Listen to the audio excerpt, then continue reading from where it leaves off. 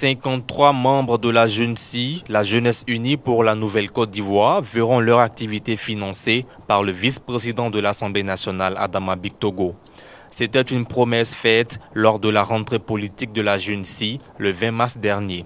C'est dans ce sens qu'il a reçu ces 53 jeunes hier mercredi au Clubhouse des Deux Plateaux Vallons pour exprimer le sens réel de sa motivation pour financer leurs différentes activités génératrices de revenus. Le vice-président de l'Assemblée nationale, Adama Bictogo, a aussi prodigué de stages conseils de management aux jeunes désireux de travailler à leur propre compte. Chose promise, chose due.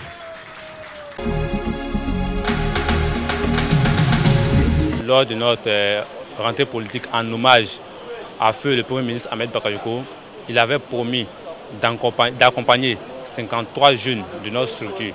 Vous savez, nous étions avec le Premier ministre, nous avons préparé des projets pour 53 jeunes au niveau de notre structure.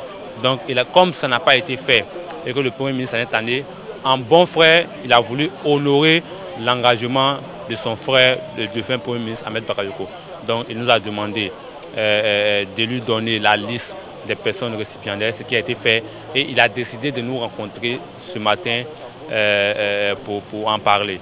Et c'est vraiment quelque chose qui est formidable. Personnellement, je n'avais pas imaginé qu'il allait accepter jusqu'à nous accompagner à tel point. C'est vrai, on le sait que c'est quelqu'un, il est très généreux, il tient vraiment à ses engagements. Alors on a pensé peut-être qu'il allait venir nous remettre les fonds pour qu'on puisse nous-mêmes nous débrouiller, mais il dit non, il faut qu'il nous accompagne. Il faut qu'il mette une banque déjà à notre disposition. Déjà, il a payé sur place les frais d'ouverture de compte à hauteur de 100 000 francs pour tous les 53 projets. Un acte salué par les bénéficiaires. Ces derniers comptent utiliser ces fonds à bon escient et créer d'autres opportunités pour les jeunes Ivoiriens. Déjà, j'exerce dans le domaine de vente des appareils tels que les protèges de téléphone, les accessoires de téléphone déjà. Et puis je fais des transferts d'unités. Donc ce fonds va me permettre d'agrandir mon commerce. Par exemple, faire des comptes Orange Money et agrandir aussi le secteur des ventes des accessoires de téléphone. C'est vraiment un acte vraiment humanitaire parce qu'il nous aide vraiment, nous qui n'avons pas les moyens de faire ce genre de truc. Par exemple, le compte Orange Money, comme moi j'ai pris les renseignements, c'était vraiment trop. Je ne pouvais pas le faire moi-même.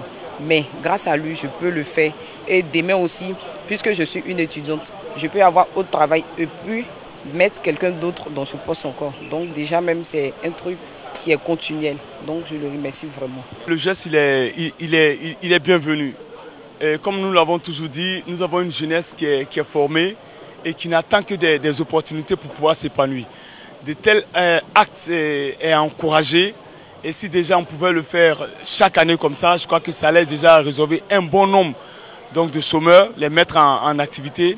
Et du coup, ce sont ces mêmes jeunes-là demain encore qui pourront faire beaucoup pour ceux qui viendront. C'est ce moment de joie parce qu'en même temps, il a décidé d'accompagner ces jeunes, de faire un suivi. Donc je pense que nous ne pouvons que lui dire merci et encourager ces jeunes à utiliser cet argent pour réellement investir, pouvoir se réaliser eux-mêmes. Dans 2 semaines, ces 53 bénéficiaires seront à nouveau reçus par le vice-président de l'Assemblée nationale et recevront cette aide financière par virement bancaire après étude de leurs différents dossiers.